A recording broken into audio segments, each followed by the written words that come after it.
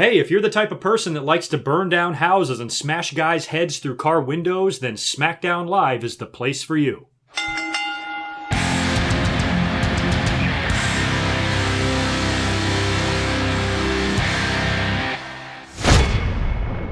What is up? GoodMicWork back at you, episode 417. Jesus, we're at 417 already. WrestleMania is less than 3 weeks away and things are really starting to heat up now, so I'm up here, of course, to talk about Raw and SmackDown for this week, the March 13th and 14th edition. We'll get into the full WrestleMania card and how everything's shaping up and some of my opinions on the storylines and the matches and any other controversy that might be going around. And I'll also touch on 205 Live and get into some other news at the end, including the finalization of a WWE release. We also had a wrestling death this past weekend and maybe some news on the Hall of Fame, so we'll see how everything goes. First of all, I just want to welcome all the new listeners that have come aboard in the past several weeks. Just passed 14,000 subscribers actually on the YouTube channel on Monday, so that's another minor channel milestone that I've passed here, so thank you to everyone for your support. If you have not subscribed to me yet, please do. It's not hard. There's that little subscribe button right down there in the corner. Click that shit. Also, how about give me some likes on this video? I decided that like every 3 videos or so, I'm going to ask for some likes. Last time I did this,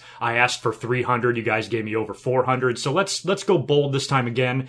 Give me 400 likes on this video. Let's see if we can reach 400. I would sincerely appreciate it. Go to my website, GoodMicWorkCommentaries.com. You can watch this YouTube video over there, or you can download the podcast version of this episode. I'm also on Stitcher, and I'm also on iTunes. And please follow me on Twitter. I talk all the time on Twitter, and you will always hear my opinions on any up-to-date wrestling stuff that's going on the Twitter machine. So follow me at GoodMicWork there, and I also have a Facebook page. Give that a like if you don't mind as well. Now that all of that shit is out of the way, let's jump into Raw first. Now, Raw was not that good this week. It was finally salvaged at the end with a really great final segment, but up until that point, a lot of fans on Twitter were shitting on the show, and it's sad too. This was the final Raw from the Joe Louis Arena in Detroit. I was born in Detroit. I lived a portion of my childhood in Michigan before I moved down to the South before coming to California, so I have a very deep love for the state of Michigan and Detroit, and I went to a lot of Red Wings games in that arena. It's a very old, historic arena, and one of only a few left. Many of the super old arenas are not around anymore, and Joe Louis was one of the last ones standing, and WWE had a great run there for years. They held tons of shows there, countless memories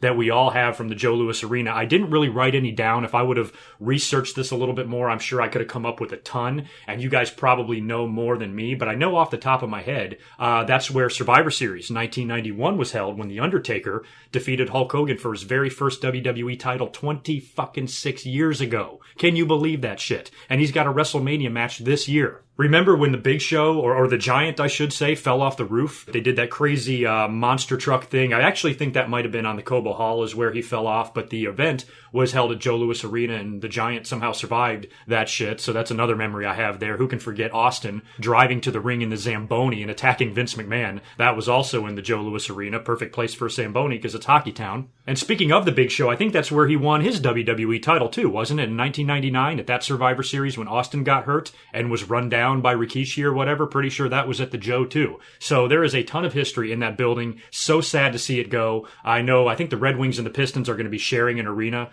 here in the near future starting next year, I think, or whenever the hell they're building it. So I'm sure that facility will be beautiful. The Palace is old. The Joe is old. Both could use some upgrades, I guess, and hopefully it works out well for the city. But apparently somebody informed me on Twitter too, this will not be the final WWE show at Joe Louis Arena, just the final Raw or the final television show. So I do think they will be going back there one more time in the summer for a house show of some kind. So anyway, rest in peace, Joe Louis Arena. You are a splendid building filled with a ton of history, not only in hockey, but also in professional wrestling. Now, as usual, I'm going to kind of bounce around this show here. I'm not going to bother going in order with it because I want to talk about all of the important stuff first, and then we can backtrack a little bit and talk about all the stupid shit. Now, the show did not get that much love on Twitter up until the main segment. Most people that I saw were complaining pretty heavily about Raw. I myself was zoning in and out during the show. I was having trouble even paying attention, which sucks because we're 3 weeks away from WrestleMania. You would think things really need to get cooking here. And finally, in the final segment, it did. We'll talk about that first. Now, this whole thing was set up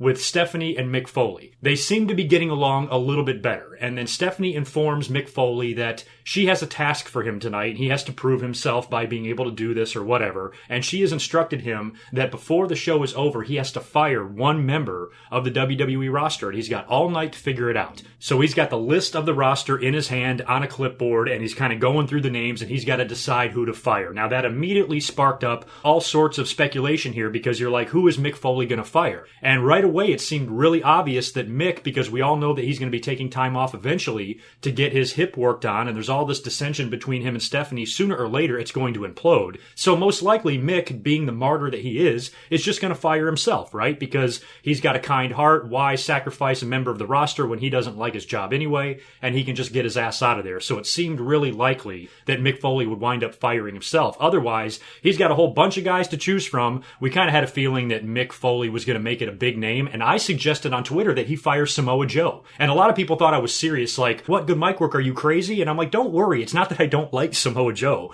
Relax. What I'm saying is Mick Foley should fire him because he knows that Samoa Joe is a hired gun of Triple H. And if he wants to stick it to Stephanie, he's going to say, you know what, I'm going to make your husband go into WrestleMania against a really, really pissed off Seth Rollins with no backup. You talk about sticking it to Stephanie, that's how you would do it right there. Put her husband in harm's way. So I thought firing Samoa Joe would make the most sense. They can always figure out a way to bring him back like the next week or whatever, you know? We fast forward now all the way to the main event. This was actually the main event segment, who Mick Foley was going to fire. Him and Stephanie are in the ring, and Mick Foley basically says, after careful deliberations and a lot of thinking, one name on the roster kind of jumped out at me, and that name is Stephanie McMahon. He actually thinks he can fire Stephanie McMahon. Now, this was the only part of this segment that I did not enjoy, because Mick Foley, I've always thought, was an intelligent person. Despite the hundreds of chair shots that he's taken to the head, and the fact that his brains are probably a bowl of oatmeal, the guy is really well spoken, really well read, and quite intelligent, and not a dumb guy. But he came off as a dumb guy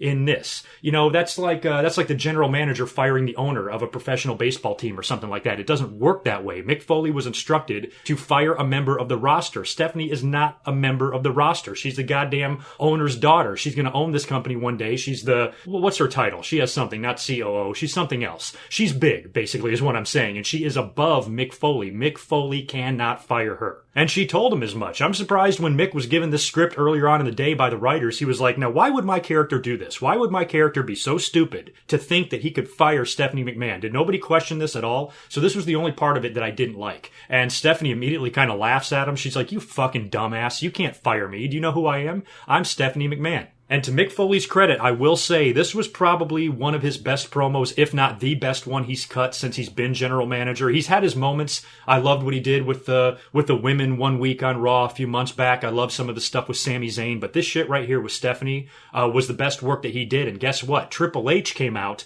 and got in Mick Foley's face, and I loved Stephanie McMahon's face when she's looking at Mick Foley as he's reading her the riot act and Triple H's music hits, and she like kind of lets out that evil demonic smile. She's so hot and you want to choke her all at the same time. It's crazy. I just want to have angry, violent sex with Stephanie sometimes. And Triple H came down to the ring, and unlike his promo with Seth Rollins a couple of weeks ago, this one wasn't as good. Mick Foley outperformed Triple H on the mic by a mile in this promo. Mick Foley finally kind of walks away after Triple H tells him to get the hell out of the way or something like that. As a matter of fact, they did 3 things in this segment that I have recently mentioned in commentaries. 3 different ideas that all took place within this one segment. One of the ideas I had is for Triple H to tell Seth Rollins, but he wound up telling Mick Foley instead, telling him that he will rip his leg off and beat him with it. I was the one that suggested Triple H use a line like that with Seth Rollins, but he used it with Mick Foley instead. Finally, Mick Foley starts to walk away, and he stands in the corner and he kind of opens up his shirt, and the fans see Mr. Sacco, and as Stephanie and Triple H are gloating in the ring for humiliating Mick Foley, the fans start cheering. Triple H sees that Mick Foley isn't leaving the ring. He goes and spins him around, and he eats Mr. Sacco right in his mouth, which was cool. And then Stephanie comes from behind and nut shots Mick Foley. So the whole segment was done pretty well because Mick Foley cannot get that physical. I mean, he can barely walk. WWE won't even let him wrestle. So if he had to get physical or get beat up in any way, this was done pretty well, and it protected Mick very well also. also. So the whole thing was really well done. And then just as you think Triple H is going to add insult to injury on Mick Foley, that's when Seth Rollins' music hits. And here's another idea that I had suggested that they kind of used, because Seth Rollins comes down to the ring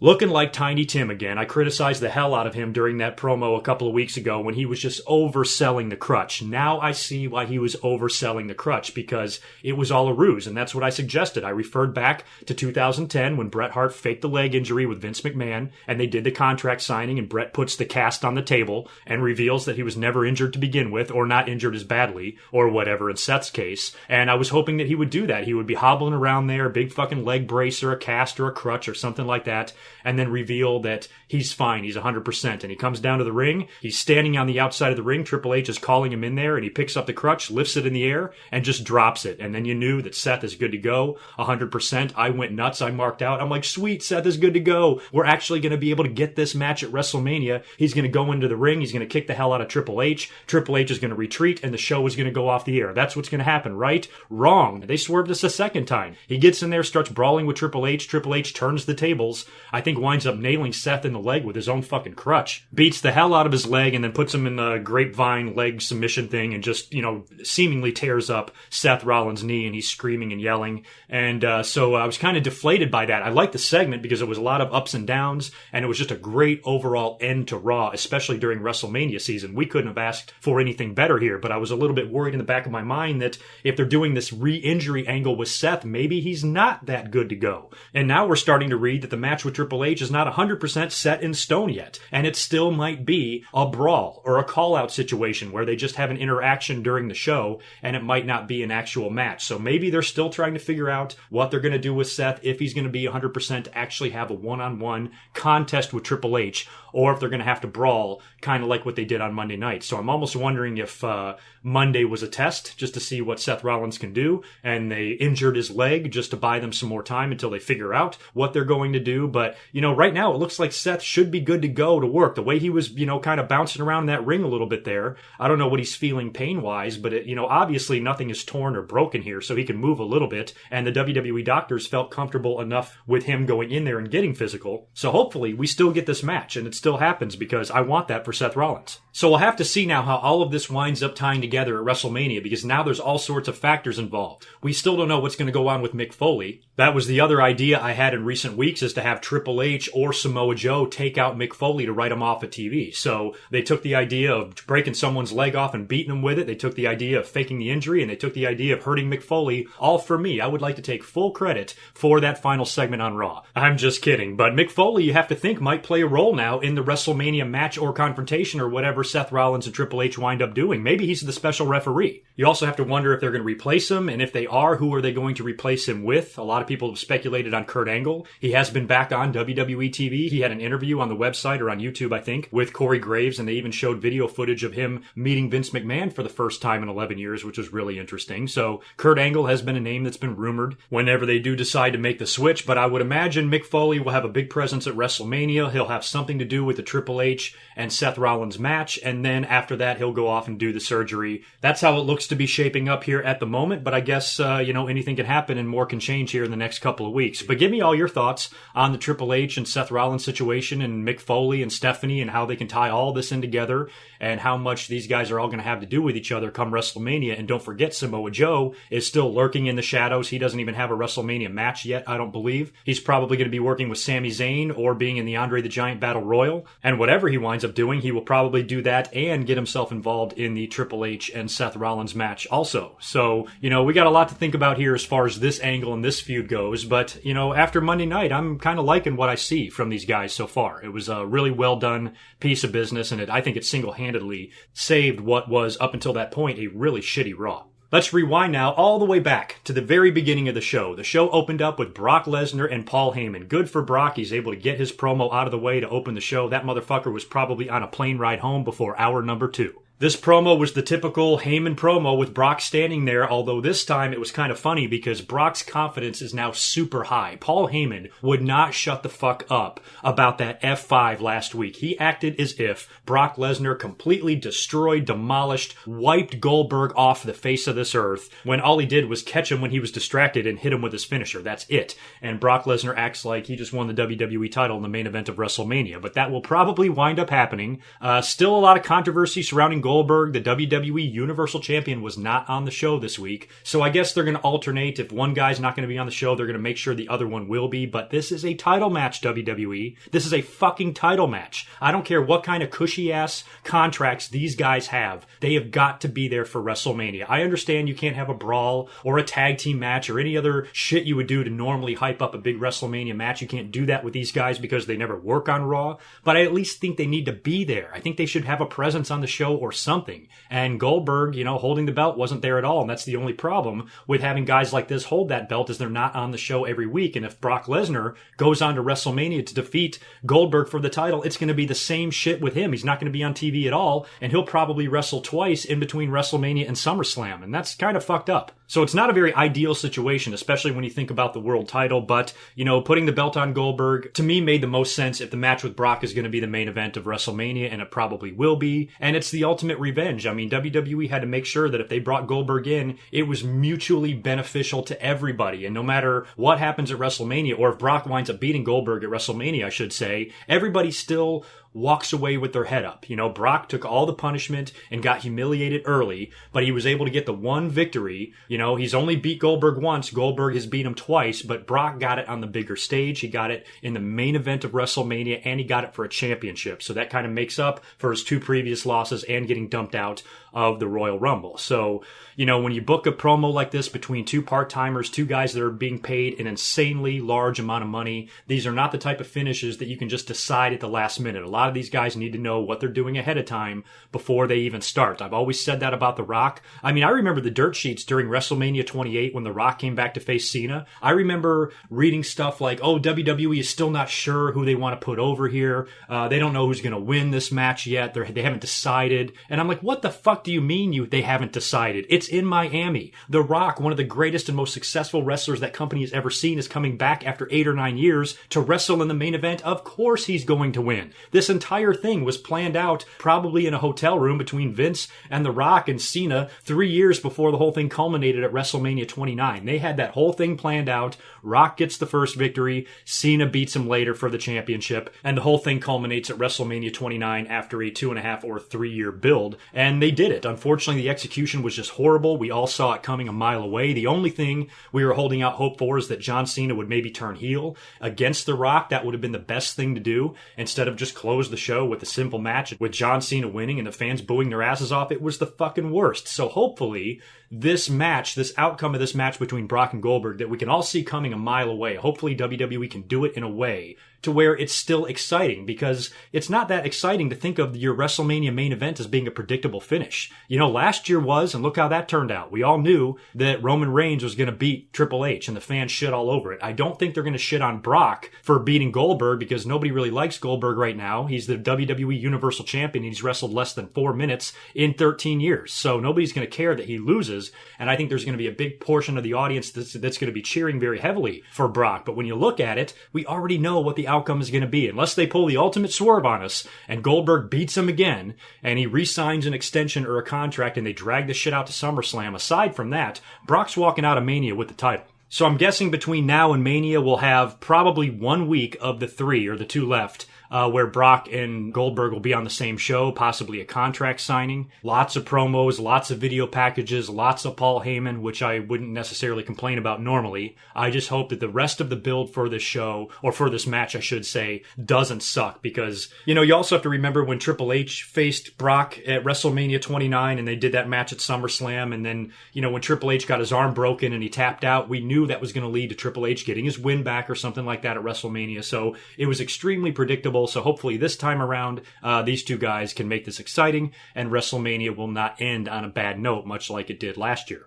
Roman Reigns, oh man, Roman Reigns. He had a rough night on Monday Night Raw, to say the least. Now, you guys know I am not a hardcore Roman Reigns hater. He's had really good matches with nearly everybody he's worked with. He's performed at a high level, and I have no complaints or no issues with his work ethic or his drive or his ability at all. It's just some of the other stuff. It's WWE's usage of him that pisses me off as much as it does everybody else. So let me clarify that before I even get started. But man, did he take an ass whooping tonight. First of all, he got put in a match with Jinder Mahal, and Jinder's in there with Roman, and Taker's gong goes off. That was something else I suggested maybe for the Braun Strowman match at Fastlane, is that the Undertaker's music should interfere, distracting Roman just enough to where Braun can catch him, hit him with like the 5th power slam, and finally pinning him, giving Strowman a victory, and also giving Roman a loss that's not going to hurt him at all because he's about to go into WrestleMania to defeat the Undertaker. So to me, it made no sense whatsoever for Braun Strowman to lose clean to Roman Reigns at Fastlane, even if you're building him for Undertaker. You don't need to. Roman's already established 3-time WWE champion. He doesn't need any build. He doesn't need any victories leading into WrestleMania. He can actually afford to lose one. Because if you lose a pay-per-view match in February and then you go on to WrestleMania to defeat The Undertaker, one of only 2 guys to do so at WrestleMania, trust me, nobody's going to fucking even remember your loss in February. So that match rubbed me the wrong way for sure, and I'm in agreement with anybody that thinks it was horseshit that Roman Reigns beat Braun Strowman. It was, but it doesn't make me hate Roman Reigns the person. He's still a hard worker. He's still a good guy. Still bust his ass. Still going to be the face of that company in the future. We just have to hope that WWE does not turn him in to John Cena 2.0. Right now, that's what he is. We've seen teases. He's been showing a little bit of heel tendencies. If he does go into WrestleMania, defeats The Undertaker, and turns heel doing so, that's what I have suggested right from the start. I've been saying that shit for months, that I would actually love it if Roman Reigns went to WrestleMania and defeated The Undertaker, especially if it meant a heel turn or even a passing of the torch. I mentioned that in my last commentary. A lot of people disagreed with that because TVTrax put that clip up on their channel, and the fucking thing had like 100 dislikes. Jesus Christ. I was so fair in that argument. I was like, look, I understand everybody's complaints about Roman Reigns. I get it. You don't have to keep repeating that shit. But it makes a lot of sense. You can get a lot of mileage out of a Roman Reigns victory against The Undertaker. Why not Braun Strowman? Because he's 8 months into his singles push with no major victories yet on pay-per-view. Yes, granted, if he would have beaten Roman Reigns at Fastlane, that would have been a major victory, but he didn't. If you think about it, Braun Strowman isn't even the right guy to face The Undertaker. I'm already worried that The Undertaker and Roman Reigns match might kind of suck a little bit, and I think Braun Strowman versus Undertaker would be an even worse quality of match than Roman Reigns versus The Undertaker. So I'm not really big on the Braun Strowman idea, but everybody's trying to, shout out their arguments and who should get this opportunity more and who deserves it better than Roman Reigns. All it comes down to is you just fucking don't like Roman Reigns. When you look at it objectively, fairly, and from an unbiased perspective, you do see that Roman Reigns does make a lot of sense in this situation. The problem is nobody fucking likes Roman Reigns. So WWE, if they turn him heel or they do something like that, I think it can salvage the situation. The fans, I'll tell you what, retiring The Undertaker is not a good way to get your babyface over. So if WWE truly wants to make this guy the next John Cena, this is probably the worst possible situation that they could put him in. Roman said himself on Raw that he was going to retire The Undertaker. Why don't we get back to that segment, by the way? So The Undertaker's music hits, just like I said. Jinder attacks Roman from behind, almost scores kind of an upset victory on him, but he doesn't. Roman Reigns fights back, spears him, pins him. That match is over. Roman gets on the mic and starts talking about The Undertaker, and that's when Shawn Michaels comes down to the ring, and I like the incorporation of Shawn Michaels here. If anybody knows about facing The Undertaker at WrestleMania, Shawn does, and he comes down to the ring and he kind of gets in Roman's face and says, look, I want to make sure you know what you're getting yourself into here. You are not focused, and look, you almost just lost a match to this jabroni because he's already in your head and you're 3 weeks away from the match here. You got to get your shit right, and kind of gives Roman a little bit of a pep talk and tells him, I'm on your side here. Don't think I'm criticizing you. I want you to be able to perform well. I want you to beat this guy at WrestleMania, but you're never going to do it unless you get your head right. And Roman was a little heelish in his promo as well. He goes, I appreciate you coming out here, but I don't need your help. I'm not only going to defeat The Undertaker at WrestleMania, I'm going to retire him. So when you look at it like that, there is maybe a glimmer of hope that Roman Reigns could actually go heel, because if you want the fans to cheer this guy, if you want the fans to be so loud and cheer for him and buy his merchandise and the little kids going nuts for him and all of that shit, you're not going to accomplish that by having him retire a beloved icon. That's not the way to do it. So I'm still holding out hope that Roman turns heel. In the meantime, I have no problem with the match. It makes no sense to complain, oh, Kevin Owens should get the match, Samoa Joe should get the match, Braun Strowman should get the match, naming everybody else that you can think of that deserves the match, when 3 years ago when Brock Lesnar defeated The Undertaker at WrestleMania, I know for a fact a lot of you were telling me on Twitter and in the YouTube comments that it made no sense for Brock Lesnar to defeat The Undertaker. They should have given that opportunity to a guy like Roman Reigns. That's what everybody said. Same thing with the Money in the Bank ladder match just a couple of months later when Daniel Bryan was injured and they had to put up the WWE title or the unified title in the ladder match. And everybody was freaking out because John Cena was probably going to win. You know what people were saying before that match? It makes no sense for John Cena to win those belts. They should give it to somebody like Roman Reigns. That's what everybody said. But when it comes down to who deserves it or who the right type of guy on your roster is to be the one to retire The Undertaker, it makes no sense for that person to be Samoa Joe. He's only been on the roster for 2 months and he spent the last 20 years working in TNA and Ring of Honor and all over the world in the independents. He is not the right choice. I love Samoa Joe. I think he's awesome. I hope he's WWE champion one day. But the guy to retire The Undertaker, Joe is not the guy. I'm sorry, he's not. So I think fans losing their mind over Roman Reigns getting this opportunity, I think are very short-sighted. They're right in all their complaints about Roman Reigns, and that's what I've always said when it comes to this over-the-top complaining of a certain guy. I'm like, okay, let's break it down. You're correct about this, this, and this, but you're wrong about this. When people say Cena can't wrestle, there's a lot of people on the WWE roster that would beg to differ with you. A lot of people that get in the ring and actually take bumps and don't sit behind a microphone on their computer that would strongly disagree with that statement because they've been in the ring with him, and he's had match of the year candidates every single year he's been in the business. So saying he can't work or saying he can't wrestle is incorrect. It's false. Same thing with Roman Reigns. They're taking out their anger on everybody, and they're taking all their legitimate criticisms of Roman Reigns and mixing it in with illegitimate criticisms of Roman Reigns. Yes, I agree 100%. Roman Reigns could work on his promo skills, but I disagree with the fact that he's a child rapist. And that's the problem with a lot of these fans is they go so apeshit over guys that they hate. They just fucking embarrass themselves. So, I just look at the silver lining. Nothing the WWE does ever makes sense. Roman Reigns is not the only thing on WWE television that doesn't make sense. A lot of shit they do doesn't make sense. This one just seems to rub the fans in their tender little spot and they get pissed, despite the fact that Roman has lost a lot of matches. He's been punished by the WWE, had a run with an underneath belt, and he hasn't been anywhere near the WWE title since last summer and probably won't be again until SummerSlam. So, I think the fans should fucking lighten up a little bit. Jesus. Now, with all of that being said, and before people go schizo on the dislike button there, I laughed and enjoyed just as much as you all did watching Roman Reigns fly into that barricade after the whole situation with Shawn when Braun Strowman attacked him. Jesus Christ. I mean, Roman took some incredible bumps. That match he had with Jinder, when Taker's music distracted him, Jinder had caught him with like a running dropkick, and he literally took 2 boots right to his jaw, right in the face. I mean, it was a sick-looking shot that he took. And then he's got to do the thing with Shawn, and then he's leaving the ring. And Braun Strowman, Roman's not even looking. He's kind of got his head turned off to the side. And you guys have all seen it. It's been all over Twitter. It's been produced in GIFs, and it's slow-mode and slowed down, and everybody can see it in all of its glory. Every single delicious, beautiful frame of watching Roman Reigns literally fly down the ramp and slide right off the side and fall in between the barricade and the ramp. I mean, it looked like it hurt. I was scared legitimately that Roman Reigns could have broken an arm, broken a hand, damaged an elbow, a shoulder, a knee, something like that. And when I saw Strowman throw Roman Reigns so hard, I'm like, oh fuck, that WrestleMania match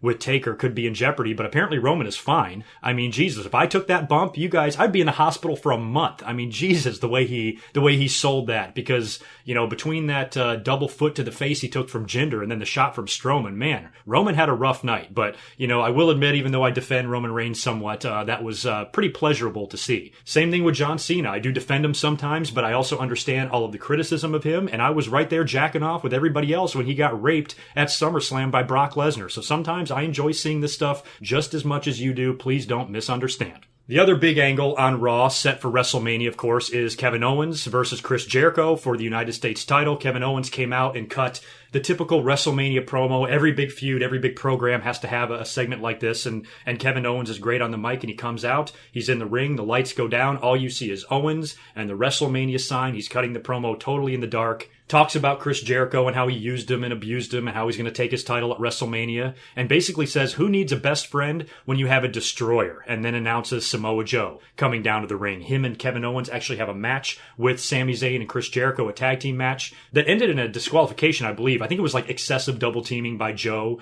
and Owens. They were beating the hell out of, I think, Jericho or something like that. Finally, referee just called for the bell, and they continued the assault after the match. So the two of them look like a pretty legit, unstoppable force right now. And after WrestleMania, or at WrestleMania, if they wind up aligning themselves with Triple H, that could make for a pretty powerful faction. As a matter of fact, this past weekend, all these guys were involved in like a 6-man match. Finn Balor even made his return. They had a big house show in Buffalo, and I think they had one at MSG as well, where Brock Lesnar, I think, squashed Kevin Owens in a match and gave himself a little tune-up for WrestleMania. But Triple H, I remember tweeting out over the weekend a picture of the 6-man match. It was himself and Kevin Owens and Samoa Joe taking on Sami Zayn, Chris Jericho, and the recently returned Finn Balor. And I was like, wow, there's 6 guys I never thought I would see in the ring together at the same time. If you told me 5-10 years ago that one day we would see this tag team match, this 6-man match with all these guys, I would think that would be fucking impossible. But here we are in 2017, and it's happening. So Finn Balor is another guy that we have to wait and wonder when he's going to come back. I would love to see him do something at WrestleMania. It's probably too late at this point to get him back on TV and build a match unless he came in and worked with Samoa Joe or something like that. But we've seen that a shit ton of times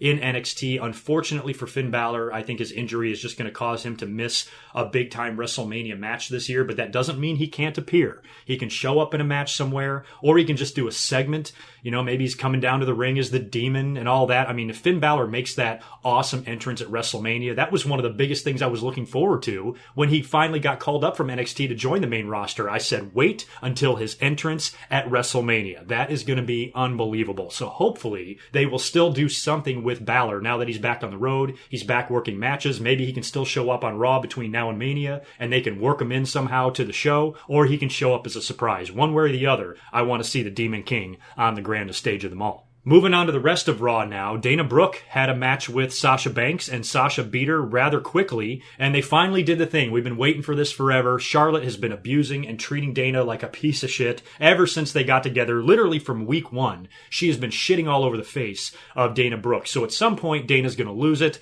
Charlotte gets in the ring after the match, starts calling her a loser, and Dana finally flies off the rails and attacks Charlotte, beating the shit out of her. It started out good. It didn't end real well, but I liked Dana's intensity at first when she first took Charlotte down and was just raining punches on her. It reminded me when Alex Riley finally got fed up with The Miz, remember? And just viciously attacked him on Raw, and the whole thing got over. I mean, Alex Riley actually did a good job and really beat the piss out of Miz in that segment, and this whole thing between Dana and Charlotte kind of reminded me of that. At the end of the day, I don't think Dana Brooke is any match for Charlotte, and I don't know if she's going to be any more over as a babyface than she is a heel, but at least she got away from that abusive role that she was in, being the lackey of Charlotte, and she can move on to other things. I'm not a big Dana Brooke fan. I sometimes poke fun at her. I don't know why. I'm not trying to be mean or anything like that. I respect anybody that gets in the ring or whatever, but there's just something about Dana Brooke that I find incredibly unappealing. But hopefully this babyface feud will help her career a little bit, and she won't be lost in the shuffle there. And I have no doubt that she might get herself involved in the match at WrestleMania. Of course, it's going to be a 3-way between Sasha, Bayley,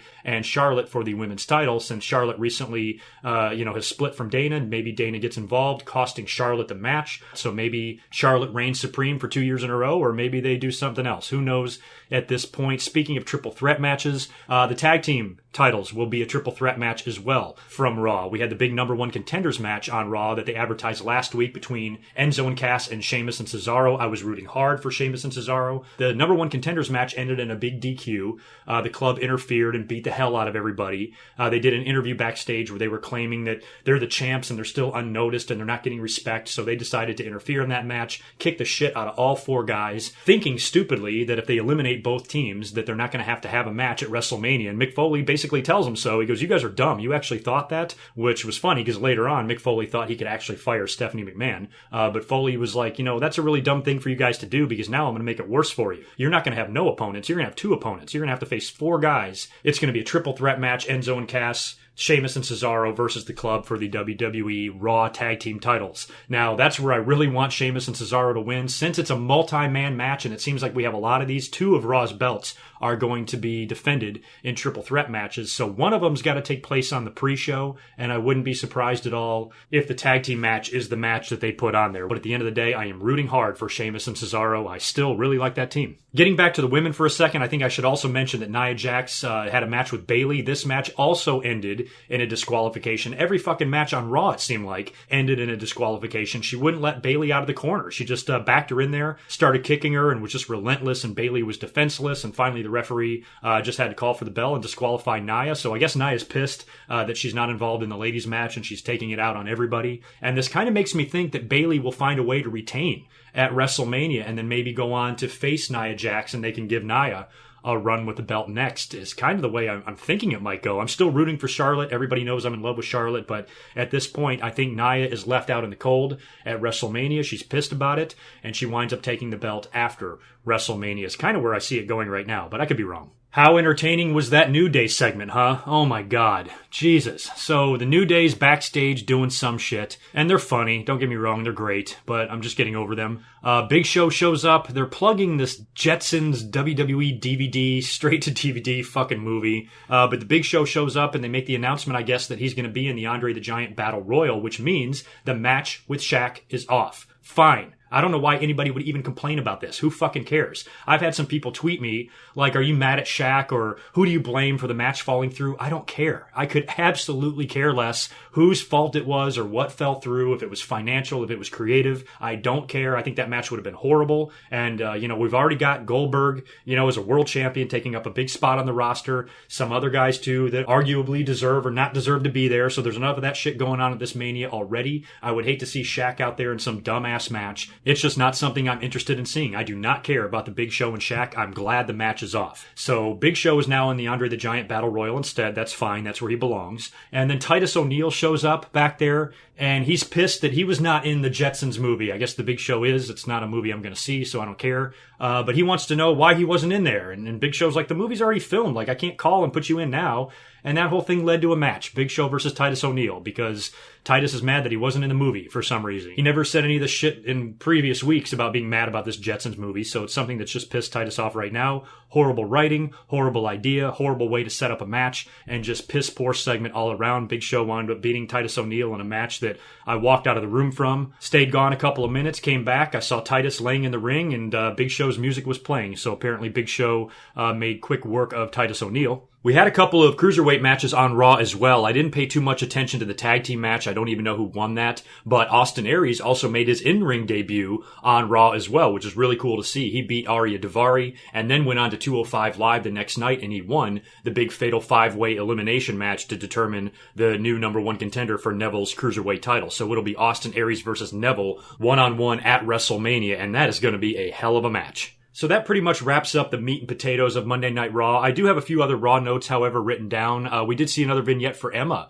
this week. So I guess my idea of Emma doing the opposite of what Emmalina did and debuting the very next week after her first vignette is obviously not going to happen now. So I guess that means we have to sit through 4 months of these promos again before we can even think about seeing Emma on television. Also, Rusev has been rumored to be missing WrestleMania 33 due to an injury. That sucks. We just saw him on TV recently sporting that new hairdo, and then it was revealed online or reported online that apparently he had heat for that. Apparently Vince or management was mad at him for getting a haircut without their permission. Fuck the fuck off, WWE. What's the difference? Who cares? I know some guys look better with short hair or long hair, but Rusev, it probably didn't matter. He was due for an upgrade at this point, and he simply went out there and got a haircut that every single fucking human being on the face of this earth has, including half the guys on your roster currently. So stop giving people shit. They got mad that Rusev and Lana got engaged and posted a picture on social media. They basically get pissed off at these guys for living their lives, and that upsets me to no end. It's one of the things that I hate the most about the WWE. I understand they probably don't want their talent going out there and getting tattoos on their forehead and shit like that, but this is a simple haircut. It's not the end of the world. It can always grow back. If you freak out and say, Rusev, why the hell did you do that? Please grow it back. Then he'll grow it back. You don't have to bury the guy for it. It's fucking stupid. And that's even why, according to a lot of the dirt sheets, that his match with the Big Show went the way it did at Fastlane is because he had heat with management. And that is just fucking absurd.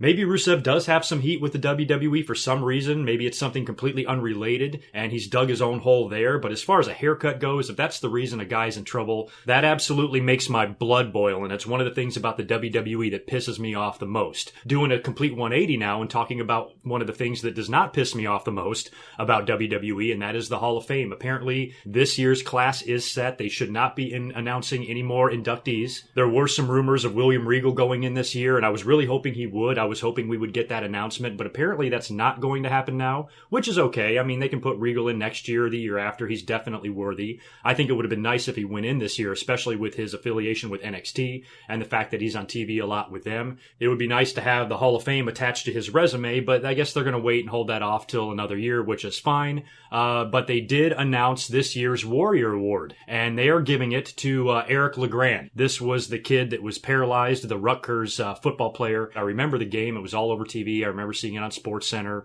and how hurt he got, and he took one of those head shots and he fractured his spinal cord, and he's been confined to a wheelchair ever since. And he has a very inspirational story. They've done many pieces on him on ESPN and various networks, and he's a public speaker. He's very positive, and he has this drive and this determination to actually walk again when it's looking pretty bleak. And he's really accepted his condition, and he's tried to do good with it, and he's tried to educate by going around and talking about this type of injury and how to not get down on yourself and become depressed and keep focused and stay driven and keep believing. And one day maybe you can be able to walk again. Very inspirational and just a great overall guy, and nobody better currently right now that I can think of that deserves this award. The only thing I thought of though when they announced him was Droz, Darren Drozdov, who of course was paralyzed in a WWE ring. He's in a wheelchair to this day.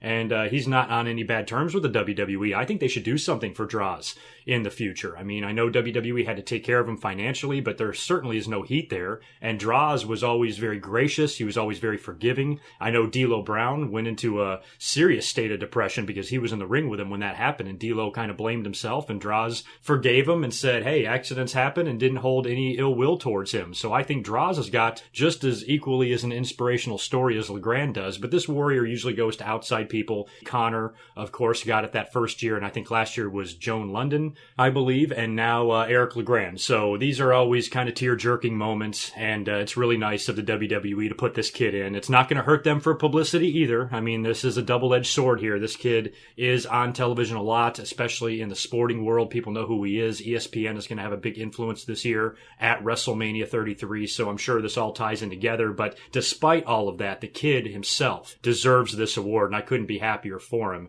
and I'm rooting for him. Hopefully one day, he can defy all odds and, maybe get back on his feet. But, just imagine what it must be like to suffer an injury like that, just to go out there on a playing field one day, your whole life ahead of you, you're 19, 20 years old, and then one shot to the head, bam, and you're never going to stand up again for the rest of your life. That's got to be hard, and I got to be honest, I don't know if I could have the same type of positivity that a guy like Eric LeGrand has if I was in a similar situation. I would have to listen to somebody like him motivate me to actually not want to fucking kill myself for being in that predicament.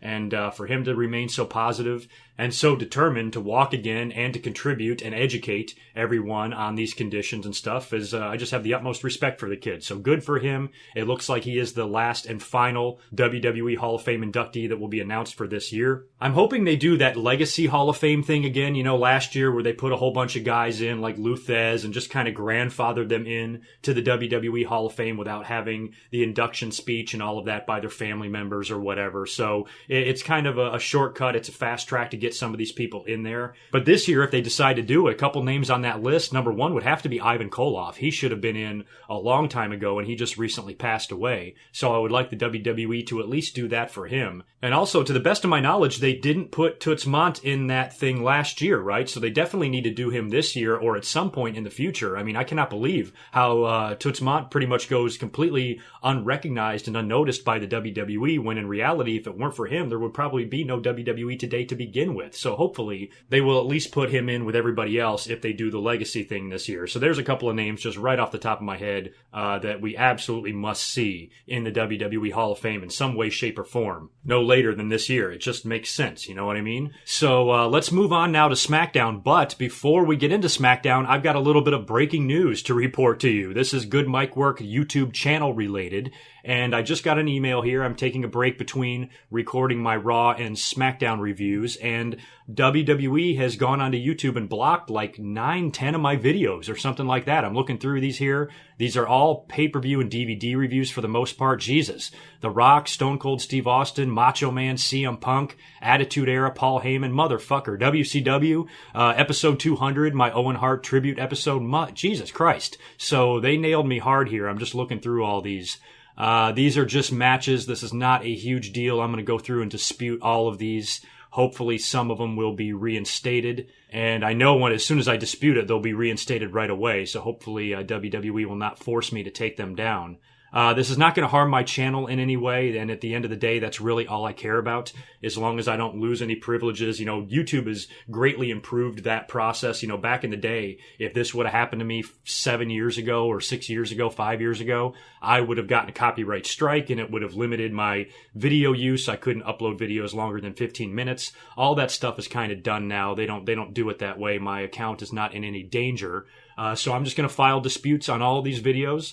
Some of them, I bet, will come back and they will allow the videos to stay up, and I assume some of them won't. So I'm probably going to lose 4 videos, maybe keep 4, something like that, if I were to guess. But if any of these stay blocked, I'll just re-upload them. I mean, hell, I'm in the process of re-uploading my WrestleMania Memories video as it is right now anyway. So for the ones that remain blocked, I'll just fix them up, take out the video footage, and re-upload them. This is just so stupid because I don't even use much footage. I mean, these are older videos. This was 3-4 years ago when I did things a little bit differently. But even back then, I never used full clips or episodes of anything. These were always cropped down, smaller scale videos with no audio. 99% of the time, there's no audio in these videos. It's just me talking over the footage as a reference. This should be all protected under the terms of fair use, but I guess WWE's robots or whatever matched the footage, and now I've got to try to fix this. But it's ridiculous because you see other people on YouTube, some people with thousands and even hundreds of thousands of subscribers using a lot more WWE video footage than I ever have in my life, and their videos stay up. So you never know,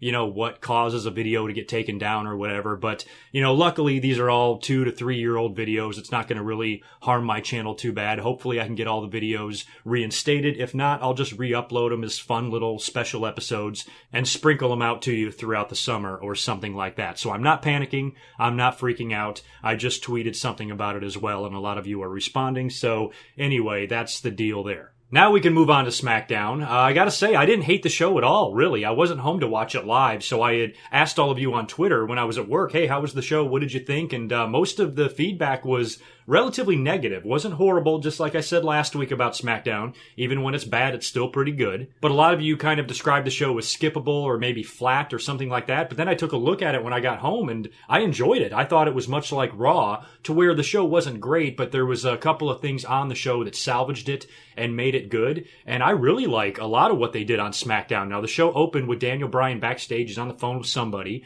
and AJ Styles approaches him, gets in his face. He's demanding to talk to Shane McMahon. Shane's not there yet. He then storms out to the ring to open the show with a promo talking about how poorly he's been treated and how badly he's been screwed over and how he should rightfully be in the main event of WrestleMania, but because of Daniel Bryan and Shane McMahon, that can't happen. He's not allowed to beat the hell out of Daniel Bryan, but that doesn't mean he can't beat the hell out of Shane McMahon, and he wants to have a conversation with him later on in the night, and he goes and sits in the parking garage and just sits there and waits for him, just stands there by the door, waiting, pacing back and forth. I don't know, AJ, you ever heard of a cell phone? Why don't you text the guy, find out how close he is. He was eventually interviewed. I think Renee Young tried to get a few words with him, and that's when the garage door started to open. And he just starts creeping behind the cars, stalking Shane McMahon. Shane pulls up, gets out of the car, grabs his bag out of the back seat, and then AJ out of nowhere comes flying into the screen, attacks Shane McMahon, beats the fuck out of him, punching him, kicking him, throwing him into equipment and throwing him into the wall, and then eventually takes Shane and throws his head right through the windshield of a car. Shane is cut open. He's got blood all down his face.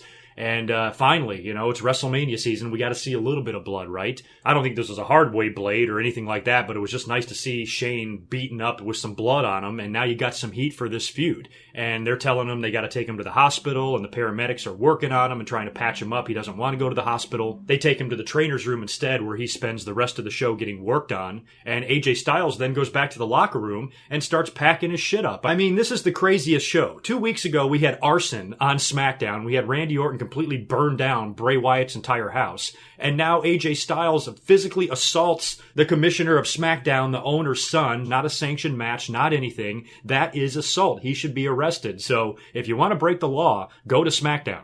AJ's in the locker room just packing up his bag like nothing's wrong, and the Usos are like, dude, you're going to get fired for that. You know, he's like, I'm not going to get fired. I'm untouchable. And he struts out of the locker room to be met by Daniel Bryan, who's standing there with like 3 or 4 cops. And I'm like, oh, good. They are going to arrest AJ. That makes the most sense. But they don't. They were just there for added security, I guess. And Daniel Bryan informs AJ Styles that he is, in fact, fired. So Daniel Bryan fires AJ Styles right there in the middle of SmackDown. Now, you fast forward to the main event, which turned out to be the Usos picking up a victory over American Alpha, and that, I guess, is going to set up their one-on-one match at WrestleMania, I would hope, because we already have a 3-way for the Raw tag belts, so I was actually happy to see that match as the main event and with the Usos picking up the victory. And right as the match ended, with about 30 seconds left in the show, they almost got cut off here. As a matter of fact, I was watching the SmackDown episode on Dailymotion or something like that, and when it got to the end of the video, Shane was cut off. He just hobbled out there to the stage with the microphone, and then it went dead, and I'm like, holy shit, did SmackDown cut off for everybody before the Shane announcement? I think I had to jump over to WWE's YouTube page to hear the full announcement, but Shane came out hobbled, he's beaten, he's battered, selling it really well. The whole thing was really well done. And he gets on the microphone and he goes, AJ Styles says he doesn't have an opponent at WrestleMania. Well, he does now. So there you go. I guess AJ was fired and rehired all in the matter of 20 minutes there. I even got to give credit to the announcers. I love the 2-man announce team. It was so great just to have JBL and Todd Phillips out there, even though they were dressed exactly alike. Did you notice that? Aside from their ties, which was just one shade of color different, they looked nearly identical out there, which I thought was kind of funny. But not having 2 other guys with them, you know, I thought just helped the commentary team. Mauro Ranallo was stuck in the blizzard. You got that big blizzard going on right now in the Northeast. It's 91 fucking degrees in San Diego today. I got shorts on. I got my windows open. I can hear the birds chirping. There's not a cloud in the sky. I feel bad for everybody that's sitting in 6 feet of snow right now. But Ranallo couldn't make the SmackDown show, and David Otunga was off filming a movie. So you only had JBL and Phillips out there face fucking each other. It was great. I thought the commentary team did a great job. I liked the 2-man team. And during the AJ Styles and Shane McMahon stuff, they were selling it so well. They actually did good, even JBL. And when Shane McMahon got beaten so badly, you know, they were quiet. They were very old school. It reminded me of how Jim Ross or somebody would talk when they were trying to get an angle over as serious or potentially unscripted or something that was real or unplanned or something like that. I thought Phillips and JBL did a pretty solid job of selling the AJ and Shane McMahon stuff as a big deal. So I feel a lot better now about the AJ Styles and Shane McMahon match at WrestleMania. I definitely think this is something that could outshine Shane's performance last year with The Undertaker, the Hell in the Cell. Even though he took the big bump, you know, the match itself was, you know, what do you really remember about it? You don't remember anything. You just remember Shane jumping off the top. So in his match with AJ at WrestleMania, they're going to be able to do a lot more. AJ is just as capable and just as crazy as Shane is. You know, both of these guys are going to fly off that top rope onto an announce table. You know that. Shane's going to do it for sure. He's going to do the big elbow drop. We just have to pray that Shane doesn't get killed. AJ Styles, I assume, will attempt a phenomenal forearm or a 450 splash off the fucking WrestleMania logo or something like that at the show. I'm sure these 2 guys will entertain the hell out of us and probably put on a pretty crazy and insane match, and one that we will never forget. At least that's the hope. And now there's all sorts of rumors about where they go after the match at WrestleMania. Now, I had pitched a couple of commentaries ago, maybe they do a loser leave town situation or something like that. I wasn't sure about Shane's contract. He came back a year ago. Maybe he's only back for 1 year, so if they do something with AJ to write him off of TV, he can go back to doing whatever he was doing. Or there's even the other option of AJ moving, and there was a report today that I did read on one of the websites about AJ possibly moving to the Raw brand after WrestleMania, and we know there is going to be some sort of a draft. After WrestleMania, WWE is going to shuffle some shit around. They need to. You know, when you first split the rosters like that, it's going to take a few months to figure out who might be better on what show, and they probably have a couple of names in mind that they might want to flop over, and AJ could be one of those names. And I say, why not? He was pretty dominant on SmackDown, worked with everybody there is to work with, beat everybody there is to beat. You should move him over to Raw with some fresh opponents and some fresh faces. I would have no problem with that at all. Maybe even moving Sami Zayn or Cesaro to SmackDown and, bringing up some NXT guys like Shinsuke Nakamura. I think the rosters can be refreshed after WrestleMania. So maybe the consequences of the Shane McMahon and AJ match are that one of these guys has to leave the SmackDown brand, and it could wind up being AJ, which means Shane might beat him. I don't know. I don't want to see that, to be honest. I respect Shane. I can tolerate him being in WrestleMania matches because the guy is fucking nuts and he will sacrifice his body to entertain. And for a guy that doesn't need to do that, a guy that's set for life, has plenty of money, has no reason to risk his life the way he does, you got to respect somebody that's willing to go to those extremes. So it's not that I hate Shane. It's just, if he beat AJ Styles, Shane's not a wrestler, and AJ is arguably the best in the world, and that would make AJ 0-2 at WrestleMania. And I don't want to see that either. I think AJ needs to get a victory at WrestleMania, and hopefully he winds up defeating Shane McMahon, and maybe that can still lead to him going to Raw somehow. If they perhaps do a rematch, which is very possible. Maybe at the next SmackDown pay-per-view, it's a rematch and losers off SmackDown, something like that. Who knows? But right now, I'm a little bit more open to the Shane McMahon and AJ Styles match, and I don't think it's going to be as bad as I originally thought it would be.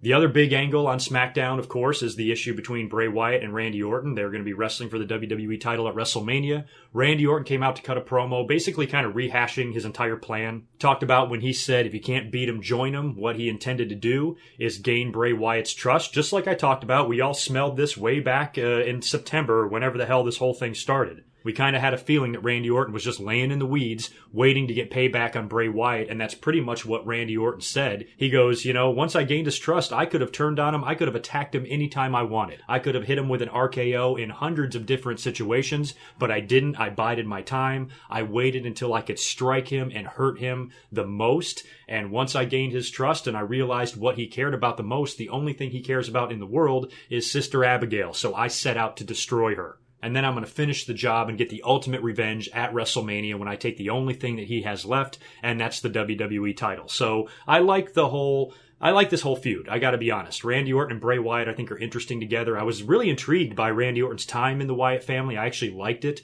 I liked him associated with those guys for some reason. I was probably one of the only few people that did. And to me, this is an entertaining program because win, lose, or draw for Bray, I'm not going to come out of this match at WrestleMania thinking that Bray got fucked over. Oh, here's some young guy that a WWE veteran had to defeat at WrestleMania like we were thinking when John Cena beat him at WrestleMania 30. This is a situation where if Bray Wyatt loses, I could tolerate it because it fits the storyline. Randy Orton should beat Bray Wyatt at WrestleMania and take that title from him. I think Bray Wyatt could still retain, and I'd have no complaints with that happening, but at least this time, it's nice that this feud and this angle has got enough surrounding it to where I don't think fans are really concerned too badly with, Randy Orton's going to get another world title run or something like that, and Bray Wyatt's going to be shit on by yet another WWE guy that's higher up on the totem pole than he is, or whatever the fucking complaints always are. I don't think we're going to hear that this time, even if Bray Wyatt loses. I'm fine win, lose, or draw. I don't care what they do. I don't care who wins, as long as this match pays off at WrestleMania. This has been a long build.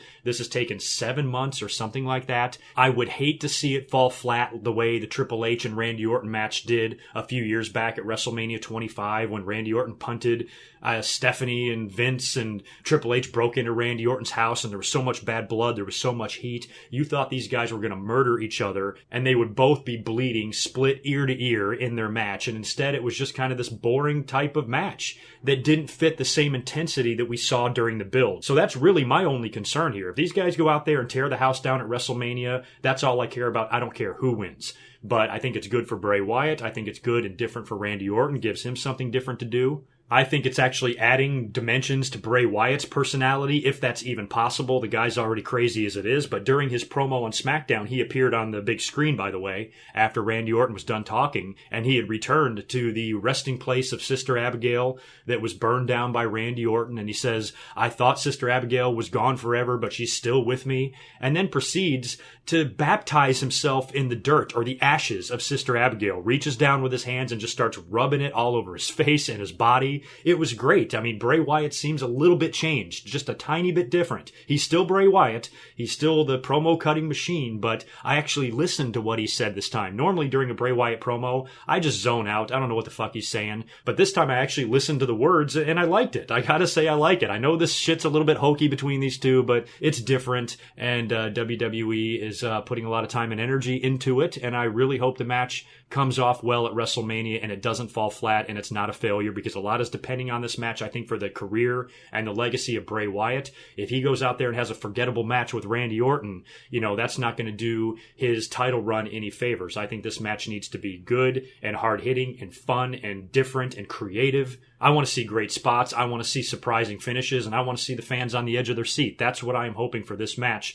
If all goes well, this could be a show stealer, or it could stink the joint out. I really think it could go either way in this one. So my fingers are crossed that Bray Wyatt and Randy Orton both come out of WrestleMania looking damn good. And if Randy Orton leaves as WWE champion, that doesn't mean that Bray Wyatt can't win it back. If you ask me, Bray Wyatt should already be a multi-time WWE champion. So if he drops the belt to Randy, there's a really good chance he could win it back at the next pay-per-view or pay-per-view after that, adding another WWE title run to his resume. So that's not the worst thing in the world either. The fallout from WrestleMania could be very interesting, especially when you look at all the winners and what happens and who walks out of the show as champions and all of that. I think it has potential to carry them very far into the future, and hopefully we can have a really fun summer and a fun 2017 based off the success of this year's WrestleMania. So fingers crossed, positive as always.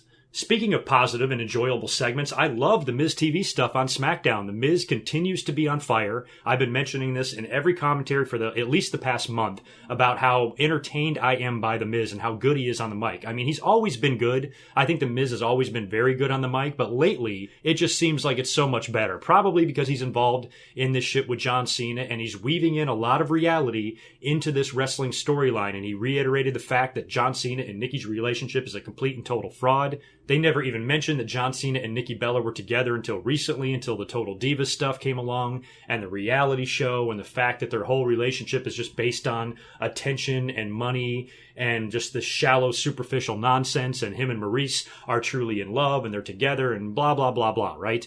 And then he lets Maurice cut a promo, and I'll tell you what, man, the Miz and Maurice must practice their promos while they're fucking, because Maurice did almost as good a job as the Miz did in her promo, talking about when she left the WWE several years ago, and so did the Bellas, remember. Don't forget, they did take a year or two off there in between their runs. And I guess when they were all talking about coming back, Nikki told Maurice, hey, hold out, we can get more money. And the next thing you know, Maurice never gets an offer, and the Bellas are back on TV the next week. So there might be a little bit of truth to that, too. I have no idea. The two of them just completely trashed John Cena and Nikki Bella, and I didn't even see. Did The Miz say anything on Talking Smack? I didn't see Talking Smack, and that's another reason why I think The Miz is so awesome, because every single week on SmackDown, no matter what he's doing, whether he's in the ring cutting a promo, whether he's on Miz TV cutting a promo, or whether he's on commentary, he is fantastic, and he does double duty, because after he's done doing all that awesomeness on SmackDown, he goes over to Talking Smack most weeks and continues to give shit to Daniel Bryan and cut more awesome promos. I mean, the guy is just unstoppable on the mic right now,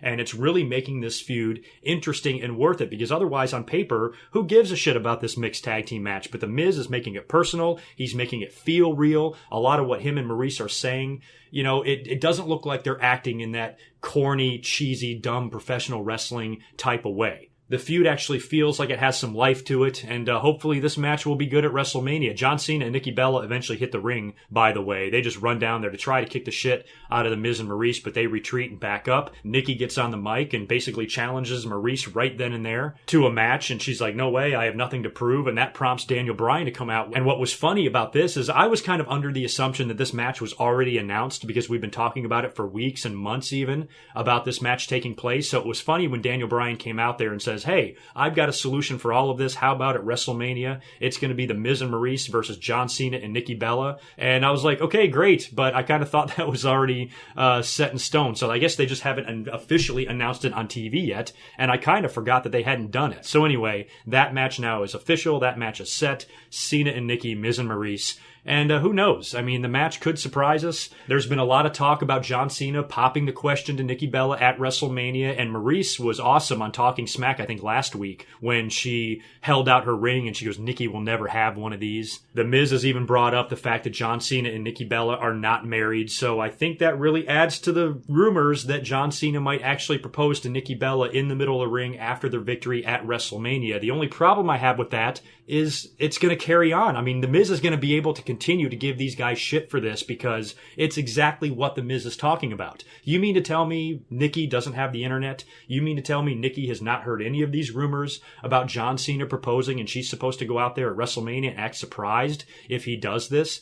And she's supposed to cry and hug him and say, yes, of course I'll marry you. I mean, this has to be a scripted situation. And in a scripted situation, it's not authentic. And you're not going to get that true proposal. The only thing I can think of is that if Cena does propose to Nikki at WrestleMania, what that means is hopefully he has already proposed to her in private, maybe several weeks, maybe even months back, and we just don't know about it yet. And then they're going to do the storyline thing at WrestleMania. Because otherwise, at this point, if Cena pops the question to Nikki, it's not a surprise.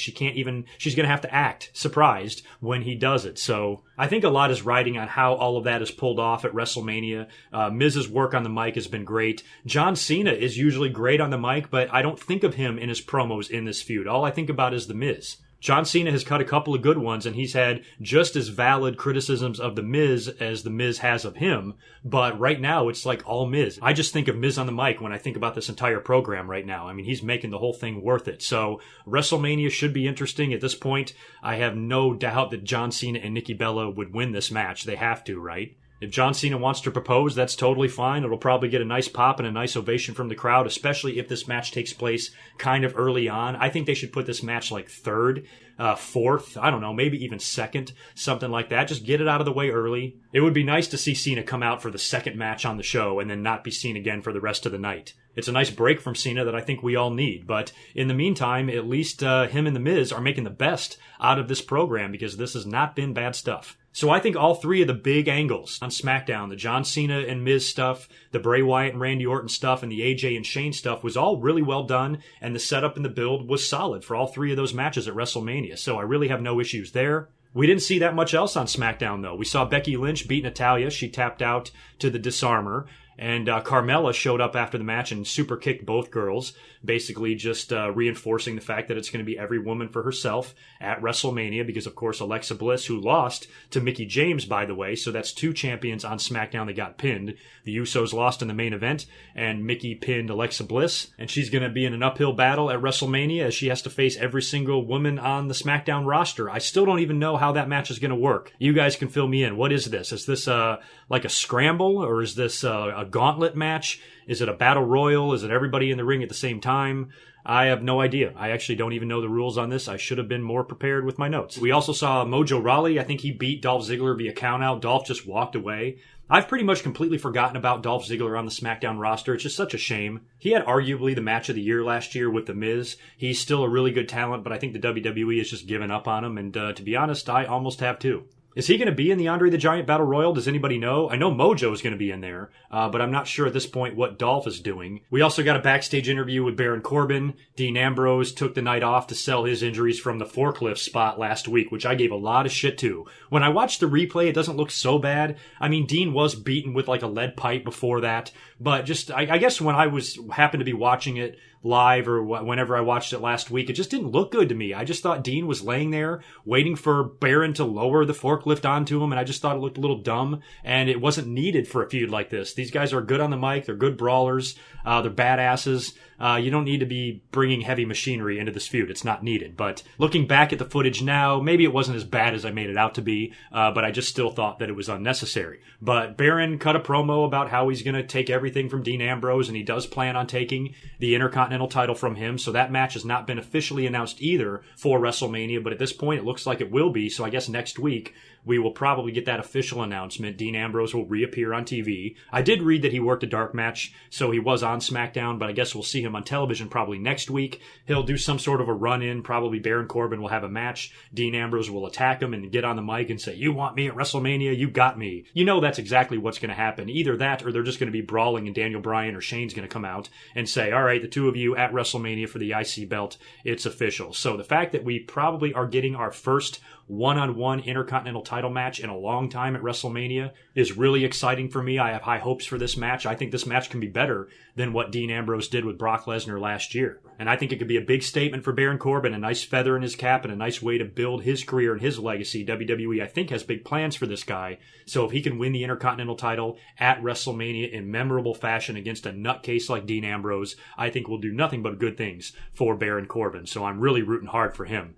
at WrestleMania. So that's pretty much it, I guess, for Raw and SmackDown. I do want to run through the WrestleMania card real quick because like I mentioned a couple of weeks ago, I mean, we're looking at like 15 matches for this thing. Now, granted, it's 6 hours if you include the pre-show. I'm sure they can fit it all in, and I'm not complaining about a 15-match card. I remember WrestleMania 12 was 6 matches, and a couple other WrestleManias only had a handful of matches as well. So this is a pretty stacked, loaded card. They got a lot of talent involved here. It's going to be spread out quite nicely, and hopefully they can balance these 15 matches with celebrities and legends and Hall of Fame appearances and all the other crazy shit they'd usually do at WrestleMania. And they can time it out all nicely, and they can give a lot of these matches the proper time needed as well. And that's another big thing about WrestleMania when you look at all these matches. I already mentioned my concerns about Randy Orton and Bray Wyatt. These guys have had such a long build. The match has to come off well, and if it fails or if it falls flat, it's gonna upset the fans. We've been waiting for this. Give us something good. Same thing with Austin Aries and Neville. I don't want these guys out there for 5 minutes. They need to be out there 15, 20 even, if need be. So they just need to do enough to where all of these matches and all of these guys are given enough time. You got to remember that all these entrances are going to be 10 times longer than normal as well. So when you think about WrestleMania being 6 hours long, yes, that is a long amount of time, but when you look at everything they have penciled in to do, I do worry about time issues. Luckily, if the main event does wind up being Brock Lesnar versus Goldberg, that could be a 1-minute match. So that will definitely save some time. But good, let's go ahead and run through the matches here real quick that I have written down. Most of these are official and only a couple of them are unofficial. But right now, I think we're looking at 14, 15 matches, something like that. So on the Raw side of things, we of course got Goldberg and Brock. We've got Undertaker versus Roman Reigns, Chris Jericho versus Kevin Owens, Seth Rollins versus Triple H, triple threat match for the women's title, Bayley, Sasha, and Charlotte, Cesaro and Sheamus versus Enzo and Cass versus The Club for the tag team belts, and Austin Aries versus Neville for the Cruiserweight title. That's all I have written down for Raw. I believe that's 7 matches. They could maybe still add one more. Unless I'm missing one, it's possible. On the SmackDown side of things, we of course have Bray Wyatt versus Randy Orton, AJ Styles versus Shane, Cena and Nikki versus The Miz and Maurice, Alexa Bliss versus everybody, and of course a couple of unannounced matches on SmackDown, Baron Corbin versus Dean Ambrose and the Usos versus American Alpha for the Intercontinental and Tag Team belts respectively. So let me just count them here. That's 1, 2, 3, 4, 5, 6, 7, 8, 9, 10, 11, 12, 13 matches written down. Oh, I'm sorry, and the Andre the Giant Battle Royal, so that's 14. So unless I'm missing one, we are looking at a minimum of 14 matches for WrestleMania, and most likely we will get 1 or maybe even 2 more matches that they can knock out on the pre-show or something like that. So that pretty much wraps it up for me. I do want to mention a couple of other news tidbits as well. Jack Swagger, I did mention a few weeks ago, I think, that he had asked for his release and it was granted, but it wasn't officially announced until just a couple of days ago. So Jack Swagger is officially gone from the WWE. I don't know how long he has to wait until he can work somewhere else, but he'll probably jump over to TNA, Ring of Honor, maybe even Japan would be a good place for him. So I'm sure he will find no shortage of work. And it's good for him. He needed to leave. They haven't done Jack Swagger shit with him in years. So for him to be able to go off and work somewhere else and maybe have a little bit more fun is just what Jack Swagger needs. And I wish him nothing but the best in his future endeavors. I also wanted to mention Matt and Jeff Hardy real quick, because a lot of you guys were asking me about them. I guess they have signed some sort of a deal with Ring of Honor. I don't know if these are full-on contracts exclusive to Ring of Honor and they can't go work anywhere else. I think with a lot of the rumors of them coming to the WWE, maybe they went and signed something with Ring of Honor just to get the fans thinking that they weren't going to show up in WWE. Maybe it's a distraction or something like that. I mean, Ring of Honor and WWE, they've got some sort of a working relationship. So WWE's like, hey, take the Hardys for a while, use them, make the fans think they're over there, and then we'll bring them in at WrestleMania or something like that. So I think still the Hardy Boys could appear in the WWE. They've been vague about their contract situation with Ring of Honor, so I have a feeling there's some loopholes in it, and they can come into the WWE. Plus, there's the issues with the broken gimmick. There's a lot going on with TNA right now, and Reby, Sky, Jesus, Matt Hardy's wife, she has been great. Did you guys see her Twitter rant and all the shit she was talking about TNA Impact? I mean, she's got a t-shirt out now, fuck the owl or fuck that owl. And I don't even know if that's something I've talked about. I haven't given TNA shit in a while. But that new logo they have, I mean, what the hell are they thinking? What the hell is that thing? Like, what the fuck? Who looks at that and thinks professional wrestling? It's a sad state of affairs in that company, I'll tell you that. But they're kind of trying to stonewall the Hardys and claim that they own the rights to the broken characters and they can't use them anywhere else, which is absurd. I mean, TNA is, as if they don't have enough problems to worry about as it is. This is something that they should just let go. To me, they're doing this out of spite. Matt Hardy and Jeff Hardy, they're veterans. They've been around the wrestling business a lot longer. They've been around longer than TNA has working in this business. And here this company is trying to harm them when it doesn't benefit them at all. I mean, WWE is guilty with this a lot as well, but they're also a huge company. They can afford to do this. TNA is just, all they're doing is making more enemies. And that's the last thing they need to be doing right now. So if I'm TNA and I'm a small company struggling to stay alive, the last thing I would care about is if these guys are using their gimmicks somewhere else. As a matter of fact, if the broken Matt Hardy gimmick gets onto WrestleMania or WWE TV, that's almost advertising in a lot of ways for TNA. Because if he did that, the first thing that Impact Wrestling would do would release a broken Matt Hardy DVD compilation or something like that. TNA has got a big influence even on this year's WrestleMania. Think about it. Austin Aries has got a one-on-one match. AJ Styles has got a one-on-one match. Samoa Joe will have a presence on this show. Kurt Angle is going into the Hall of Fame. How the hell does it affect Impact Wrestling at all if Matt Hardy and Jeff Hardy show up in WWE with the broken characters? It's not going to put TNA in any worse shape than they already are. They need to concentrate on not dying instead of worrying about what the fuck the Hardy Boys are doing. But I'll tell you what, man, Matt Hardy's wife does not seem like the chick you want to fuck with. I was getting a kick out of her. And finally, some sad news to pass on. We did have yet another wrestling death this week, bringing the total to 7 people maybe this year, something like that. It's been a lot already. This one was Dennis Stamp. A lot of people don't even know who he is.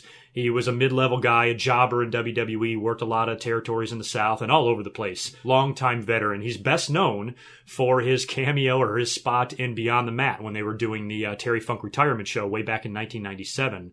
When he worked with Bret Hart in the main event, and they were interviewing Stamp, and he was talking about how he wasn't booked for the show, and that's pretty much what made him famous when Terry Funk approached him and says, I want you to be there, and he just kept saying, I'm not booked, I'm not booked, I'm not booked. Okay, we get it, you're not booked.